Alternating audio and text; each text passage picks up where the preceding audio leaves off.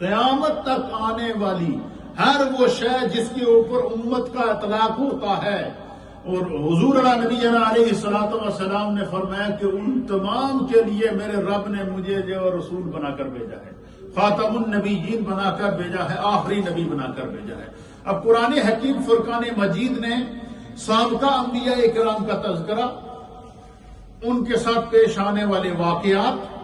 ان کی پیدائش کا ذکر، ان کو جو قومیں ملی ہیں ان اقوام کا ذکر،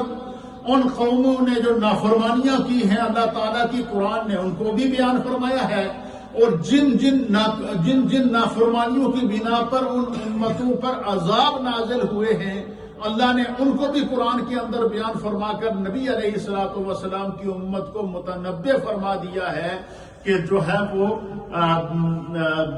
کسی بھی نبی کی شان میں گستاخی کرنا اور اللہ کے دین کے احکام کی خلاف ورزی کرنا یہ انسان کے ایمان کو بھی ضائع کر دیتا ہے اور دنیا اور آخرت میں رسوائی کا سبب بھی بنتا ہے. اس لیے بحیثیت مسلمان ہمارا تمام انبیاء پر ایمان ہے. یہی وجہ ہے کہ جب اللہ کے پیارے حبیب لبیب نبی رحمت صلی اللہ تعالی علیہ وآلہ وسلم ہجرت کر کے مکہ سے مدینہ پہنچے تو مدینے کے جو یہود تھے یہ ہر سال 10 محرم کو روزہ رکھا کرتے تھے. کیا کرتے تھے؟ روزہ رکھا کرتے تھے اور بڑے اہتمام سے روزہ رکھتے تھے. تو ان سے پوچھا گیا کہ بھائی تم ہر سال جب 10 محرم آتا ہے تو بڑے تم اہتمام سے روزہ رکھتے ہو، اس کی وجہ کیا ہے؟ تو انہوں نے کہا کہ ہم اللہ کا شکر ادا کرنے کے لیے روزہ رکھتے ہیں کہ 10 محرم الحرام کو اللہ تعالیٰ نے حضرت موسیٰ علیہ السلام کو فرعون سے اور فرعون کی فوج سے نجات عطا فرمائی تھی، تو ہم خدا کا شکر ادا کرتے ہیں. یہ یہودیوں نے روزہ رکھنے کا 10 محرم کو روزہ رکھنے کا جو ریزن پیش کیا. تو اللہ کے حبیب علیہ السلام نے صحابہ اکرام سے فرمایا کہ ان کی بنسبت موسیٰ علیہ السلام کی یاد میں روزہ رکھنے اور ان کی یاد میں اور ان کا تذکرہ کرنے کی ہم زیادہ حقدار ہیں. اس لیے وہ اگر 10 محرم کا روزہ رکھتے ہیں تو تم 9 کا بھی رکھو اور 10 کا بھی ساتھ میں رکھو. کیوں کہ انبیاء کے وارث اور انبیاء کی ان شریعتوں کے تصدیق کرنے والے پیارے مصطفیٰ کریم صلی اللہ تعالی. اسی طریقے سے قرآن حکیم فرقان مجید نے حضرت موسیٰ علیہ السلام کا بڑے ہی پیرائے کے اندر بنی اسرائیل کا، قوم موسیٰ کا، موسیٰ علیہ السلام کے ساتھ پیش آنے والے واقعات کا ذکر قرآن بیان کر رہا ہے. حضرت موسیٰ علیہ السلام کی پیدائش کو قرآن بیان کر رہا ہے. حضرت ابراہیم علیہ نبینا علیہ السلام کی پیدائش کو قرآن بیان کر رہا ہے. حضرت ابراہیم علیہ السلام کو آگ میں ڈالنا اور نمرود کے ساتھ مقابلہ کرنے کے منظر کو قرآن بیان فرما رہا ہے.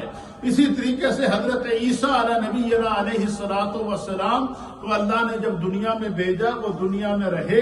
پھر جو ہے وہ ان کے اوپر حملہ کیا گیا، ان کو تنگ کیا گیا، پھر اللہ تعالیٰ نے انہیں زندہ آسمانوں کے اوپر اٹھایا، پھر اللہ تعالیٰ نے اس منظر کو قرآن کریم فرقان مجید کے اندر بیان فرمایا. عیسیٰ علیہ السلام کی پیدائش کے منظر کو قرآن بیان کر رہا ہے. عیسیٰ علیہ السلام جتنا عرصہ حضرت سیدہ مریم رضی اللہ تعالی عنہا کے پیٹ کے اندر رہے، قرآن اس منظر کی اس ہسٹری کو بھی بیان فرما رہا ہے. پھر اسی طریقے سے عیسیٰ علیہ نبینا علیہ السلام کے بغیر باپ کے اپنی ماں کے جو وہ بطن کے اندر آنا اور پھر ان کی پیدائش ہونا اور پھر اس کے کلام کرنے کو، اس کو بھی قرآن بیان فرما رہا ہے. تو جتنے اللہ تعالیٰ کا یہ کرم ہے اسلام کے اوپر،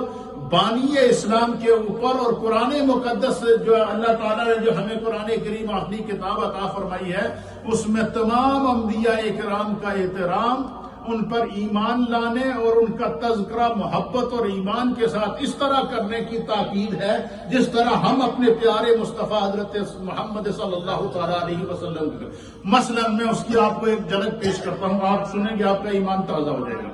مثلا ہم حضرت سیدنا عیسیٰ علیہ نبینا علیہ السلام کی ولادت، آپ کا تذکرہ اور آپ کی حیات ہم اس کے قائل ہیں، اور قرآن ہمیں اس کی تعلیم دے رہا ہے کہ عیسیٰ علیہ السلام کی پیدائش ہوئی.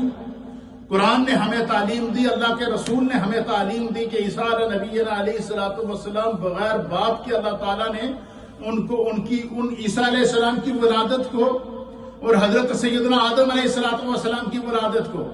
قرآن حکیم فرقان مجید بڑے خوبصورت پیرائے میں بیان کر رہا ہے، اور اس بیان کرنے کے بعد اس میں اللہ رب العالمین اپنی شان کو، اپنی شان ستاری کو، اپنی شان غفاری کو، اپنی شان قدرت کو بیان کرتا ہے کہ جو تمہارا رب ان اللہ علی کل شیء قدیر ہے، اس کے لیے کوئی چیز مشکل نہیں ہے۔ اس نے ساتوں زمینوں کو جب پیدا کیا تو فرمایا کن ہو جا، ساتوں آسمانوں کو جب پیدا کیا تو فرمایا کن ہو جا، جب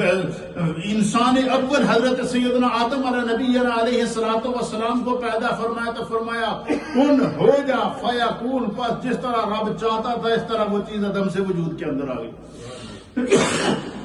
اسی طریقے سے قرآن حکیم فرقان مجید نے